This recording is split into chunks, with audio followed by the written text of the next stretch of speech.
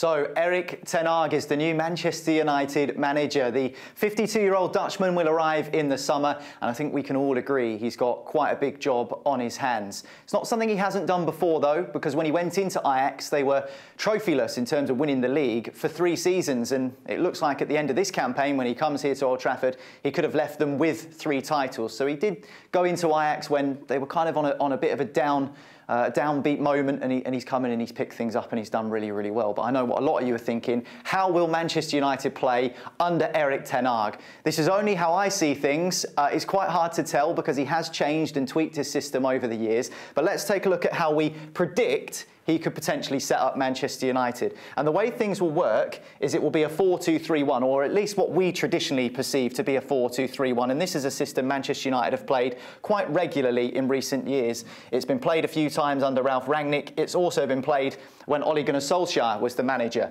However, this is something that Erik ten Hag is kind of adapted in a way. So we call this a traditional 4-2-3-1 in the UK, but in Holland they actually refer to it as a 4-3-3 because these 2 wider players do tend to stay quite high and quite wide. Now, I think we should consider this more of a structure rather than a formation, because when the game kicks off, you'll see the players stood there in these positions, but it's very fluid. A lot of players are interchanging and moving positions. There are a few hallmarks that I've noticed of Erik ten Hag's Ajax style, though, and that is when they're in possession, the way they build up with the ball. Now, what they try and do is they'll try and move one fullback on into a sort of a midfield region, and they'll start with a back 3, and they'll build up with a back 3.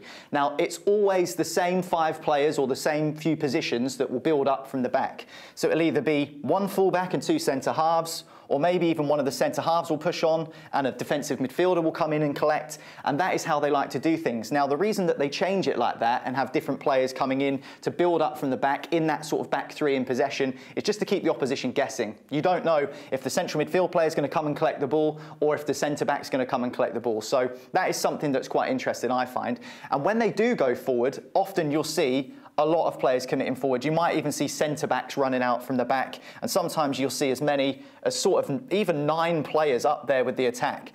Now, we need to focus on positives and negatives. One of the negatives is if you've got 9 players up there attacking, you do leave yourself vulnerable to the counter-attack. So let's try and move things back and look a little bit more at the midfield now. And the midfield is absolutely critical. I'll just take that one off. The midfield is absolutely critical to how ten Hag plays. And I think we know that midfield has maybe been a slight area of dispute and weakness for Manchester United in recent times. So for me, the midfield is important because of the way that the counter-pressing will work. So if we look here at an opposition player on the ball, you'll see a lot of players come in and try and crowding him out, and you'll just try and get as many bodies around the ball as possible to try and cause those quick turnovers.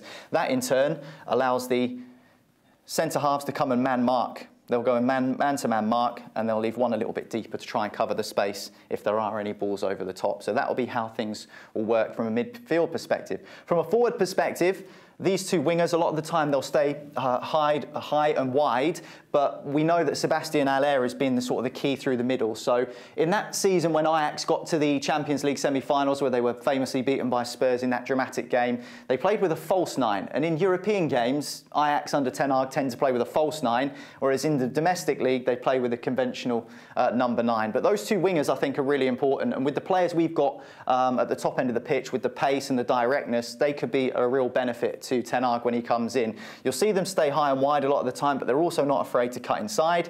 And Hakim Ziyech, who now plays for Chelsea, is a good example of that, someone who likes to cut in and take shots away. Also, you'll see wingers swapping over and causing overloads and causing problems. And that's one of the key marks of a ten Hag team, is he likes to try and drag the opposition out of shape, causing these big spaces here like this, allowing players of Manchester United to get in there and cause some problems. Now, it looks a little bit chaotic. I'm sure Erik ten Hag has got a much better grip on the tactics than I do. This is only my opinion, but of course he's come with plenty of excitement. We're all looking forward to seeing how he gets on.